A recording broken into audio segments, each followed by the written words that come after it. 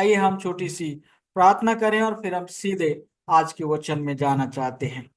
पिता, आपको धन्यवाद देते हैं आज के दिन के लिए, आपके वचन के लिए।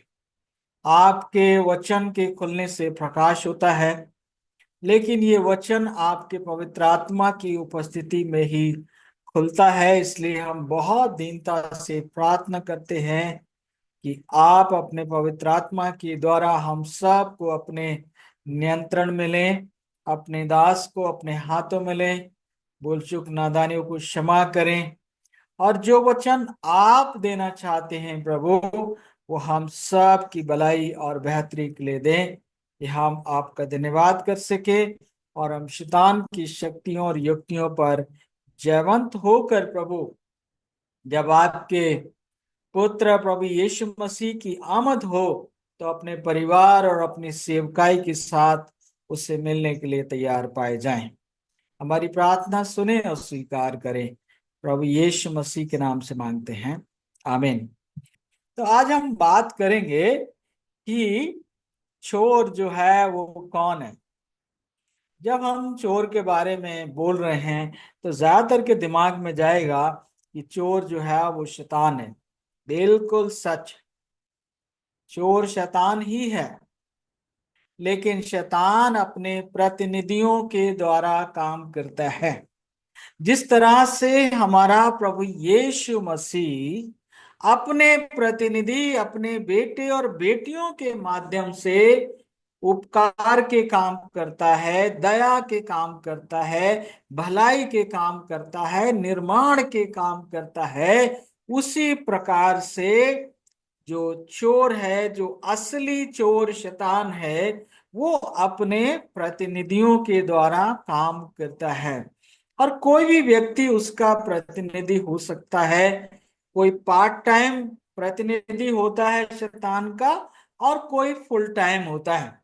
और ज्यादातर लोगों को ये पता नहीं होता है कि वे शैतान के लिए काम कर रहे हैं।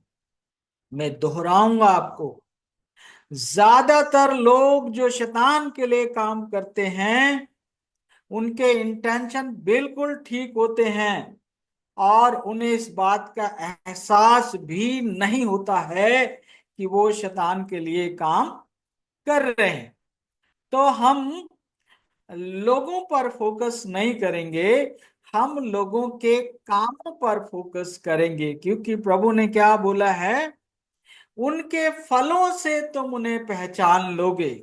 और फल का मतलब क्या? हमारे काम, हमारे जीवन से किस तरह के काम होते हैं, किस तरह की भाषा हम बोलते हैं, किस तरह के हम विचार व्यक्त करते हैं, इसी से पता चलता है कि हम परमेश्वर के प्रतिनिधि हैं या हम शैतान के प्रतिनिधि हैं।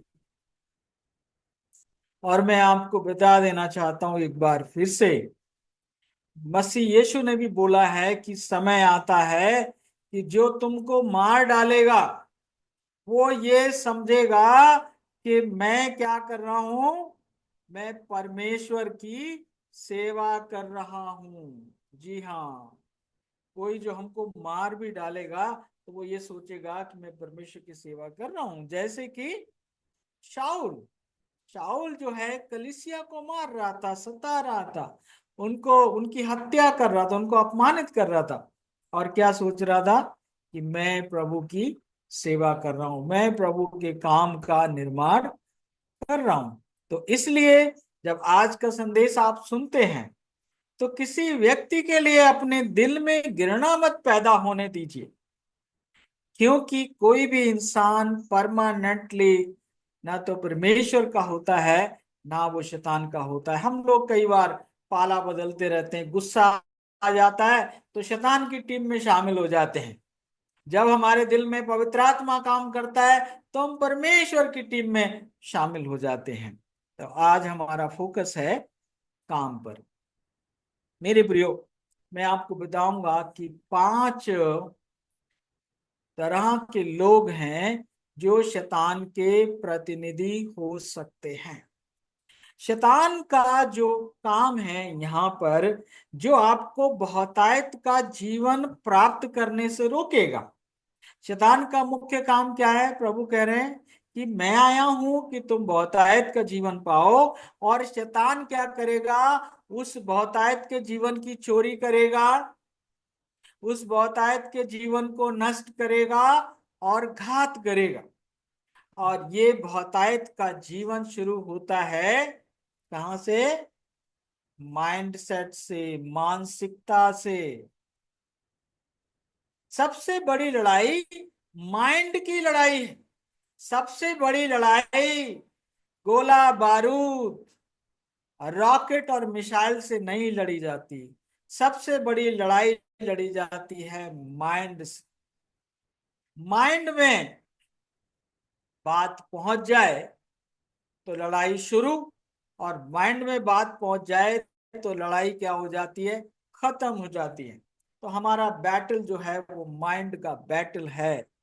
और शुरुआत होती है उन लोगों से जो बहुतायत की मानसिकता नहीं रखते हैं, जो अभाव की मानसिकता रखते हैं। अभाव की मानसिकता रखने वाले, अभाव के शब्द बोलने वाले, अभाव की योजनाएं बनाने वाले, अभाव की मानसिकता के तहत दूसरों को निराश करने वाले, आगे बढ़ने से रोकने वाले 5 अलग अलग लोग हो सकते हैं। सबसे पहले होते हैं माता और पिता। जब आप इस दुनिया में आते हो तो बहुत संभव है कि माता पिता की जो सोच है वो संकीर्ण सोच हो, वो स्वार्थी सोच हो, वो आलसी सोच हो, वो लापरवाही वाली सोच हो। तो सबसे पहले वो प्रयास करते हैं कि आप ऊंची उड़ान ना भर सको। सबकी बात नहीं कर रहा हूं, जिनकी अभाव की मानसिकता है। अगर एक बच्चा सपना देखता है, पिताजी हमारे पास भी कार होना चाहिए, तो पिताजी 2 थप्पड़ मारते हैं, ते बेवकूफ, हम लोग गरीब रहने के लिए पैदा हुए हैं, हम लोग गुलाम रहने के लिए पैदा हुए हैं, हम लोग भीख मांगने के लिए पैदा हुए हैं, हम लोग मजदूर रहने के लिए पैदा हुए हैं। तो इस तरह की सोच माता और पिता की ओर से होती है, तो ये सोच शत्रु की ओर से होती है। आगे बात बढ़ती है। उसके बाद आता है स्कूल और कॉलेज। स्कूल और कॉलेज में होते हैं टीचर्स। टीचर्स का मुख्य काम काखा गागा सिखाना नहीं है। टीचर्स का मुख्य काम चरित्र निर्माण करना है। बच्चों के अंदर अच्छी शक्तिशाली आदतें डालनी है। उनको ईमानदार, उनको बहादुर, उनको विश्वासी, उनको साहसी, उनको परिश्रम करने वाला, उनको धैर्य रखने वाला, उनको आगे बढ़ने वाला बेटा और बेटी बनाना होता है। लेकिन बहुत से शिक्षण संस्थान ऐसे टीचर्स को हायर कर लेते हैं जिनका कोई कैरेक्टर नहीं होता, जिनके जीवन का कोई उद्देश्य नहीं होता। और वो क्या करते हैं, क्लासेस में बच्चों से कहते हैं हेड डाउन करो, ये करो, वो करो। कई बार टीचर्स को गाली गलौज भी देते हुए देखा गया है। टीचर होना एक बहुत बड़ी जिम्मेवारी है। और किसी भी तरह के टीचर्स जो होते हैं वो हमारे जीवन को या तो बहुतायत की ओर बढ़ाते हैं या फिर चोर का काम करते हैं। जो हमारा सपना है लोग चुरा लेते हैं। मैं अपने टीचर्स के लिए परमेश्वर का धन्यवाद करता हूं। मेरे टीचर्स मेरे ऊपर हमेशा विश्वास रखते थे और कहते थे ये लड़का जरूर आगे बढ़ेगा, ये लड़का जरूर तरक्की करेगा, बेटा शाबाश, तुम करो, तुम कामयाब होगे। मुझे ऐसे टीचर्स का साथ मिला, ऐसे पासवानों का साथ मिला, और मैं आज यहां तक पहुंचा हूं। और अभी ये शुरुआत है। तीसरा होते हैं हमारे मित्र, जिनके साथ हम संगति करते हैं। हमारे मित्र, हमारी मित्रता ये तय करती है कि हम विकास के मार्ग पर जाएंगे या विनाश के मार्ग पर जाएंगे। ये असंभव है कि आप छोटी सोच वालों से दोस्ती करके कोई महान काम कर पाओ। पहली बात तो वो खुले रूप में आपको नहीं बढ़ने देंगे, और अगर आपने जिद भी कर ली तो आपको धोखा देकर, जालसाजी करके, आपके साथ षड्यंत्र रच के आपको आगे बढ़ने से रोकेंगे। वचन कहता है जो बुद्धिमान की संगति करता है बुद्धिमान हो जाता है। और बुद्धिमान कौन है? जो परमेश्वर का भय मानता है। और परमेश्वर का भय कौन मानता है? जो परमेश्वर के वचन पर विश्वास और भरोसा करता है कि यीशु मसीह जो मुझे देने के लिए आया वो मुझे लेना है। क्या फायदा होगा? यीशु मसीह देने आया बहुतायत का जीवन और हमको मिला नहीं, क्योंकि हमारे माता पिता के द्वारा, हमारे मित्रों के द्वारा, हमारे टीचर्स के द्वारा हमारी सोच को संकीर्ण कर दिया गया। हम आगे बढ़ेंगे। अगला है हमारा जीवन साथी, पति या पत्नी। हमारा जीवन साथी भी जब हम चुनाव करते हैं तो बहुत सावधानी के साथ करना चाहिए, क्योंकि हमारे जीवन में जो जीवन साथी आता है वो ढेर सारी उम्मीदें लेकर आ रहा है। मुझे क्या मिलेगा, मुझे कौन सी खुशियां मिलेंगी, मुझे कौन सा रुतबा मिलेगा, मुझे कौन सी चीजें मिलेंगी। उनकी जिंदगी में सैक्रिफाइस करने वाले भाव बहुत कम देखे गए हैं। और जब उनकी उम्मीदें पूरी नहीं होंगी तो वो आपको कंट्रोल करने की कोशिश करेंगे। अगर आप कंट्रोल में नहीं रहे तो आपको क्रिटिसाइज किया जाएगा, और क्रिटिसाइज के साथ साथ फिर आपकी कंप्लेन हो सकता है सारी दुनिया से बताई जाए, रो रो कर आपकी शिकायतें की जाएं लोगों से। ये संभव है। अगर आपका जीवन साथी बहुतायत की मानसिकता नहीं रखता है तो वो आपकी बहुतायत को चुरा सकता है, खत्म कर सकता है।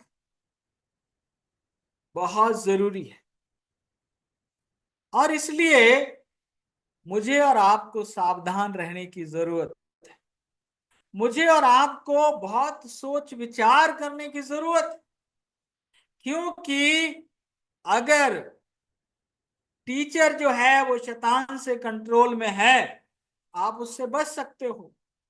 मित्र शैतान के कंट्रोल में है तो आप उससे बच सकते हो। माता पिता भी शैतान के कंट्रोल में है तो एक समय के बाद आप उनके अधिकार से बाहर आ सकते हो। लेकिन अगर आपका जीवन साथी संकीर्ण सोच का है, संकीर्ण मानसिकता का है, स्वार्थी है, केवल अपने बारे में सोचता है, परमेश्वर के वचन का पालन नहीं करता है, तो वो आपके लिए एक बाधक बन सकता है। और आपका जो बहुतायत का जीवन है, आपकी सेवकाई है, आपका परिवार है, सब कुछ खत्म हो सकता है। और आज ये चीज हो रही है। आगे हम बात करते हैं। हमारे बहुतायत के जीवन को चुराने वाला आखिरी व्यक्ति हो सकता है हमारा बॉस, हमारा अधिकारी। आपने सुना होगा मैनेजर और लीडर में क्या फर्क होता है। जो मैनेजर होता है वो चीजों को कंट्रोल करता है। मैनेजर जो होता है वो कभी भी आपको अपने से आगे नहीं बढ़ने देगा, वो आपको सीखने का मौका नहीं देगा, नई चीजों को सीखने का मौका नहीं देगा, आपको आगे बढ़ने नहीं देगा। लेकिन अगर वो लीडर है तो वो आपको तैयार करेगा, जैसे मूसा ने यहोशू को तैयार किया था, एलिया ने एलिशा को तैयार किया था, खुदावंद यीशु मसीह ने 12 प्रेरितों को तैयार किया था। बॉस अगर आपका छोटी सोच का है तो वो आगे बढ़ने में बाधक बन सकता है, रुकावटें डाल सकता है, आपको निराश कर सकता है, आपकी रास्ते को कठिन कर सकता है। अगर कोई और कामयाब हो सकता है, आप भी कामयाब हो सकते हैं। अगर कोई और उठ सकता है तो आप भी उठ सकते हैं। बस विश्वास करिए और यह हो जाएगा। प्रभु आज के वचन से हम सबको बहुतायत से आशीष दे।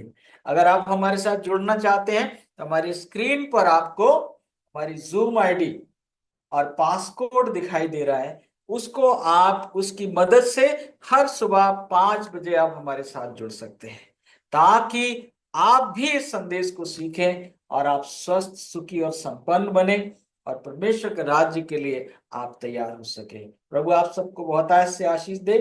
Thank you very much.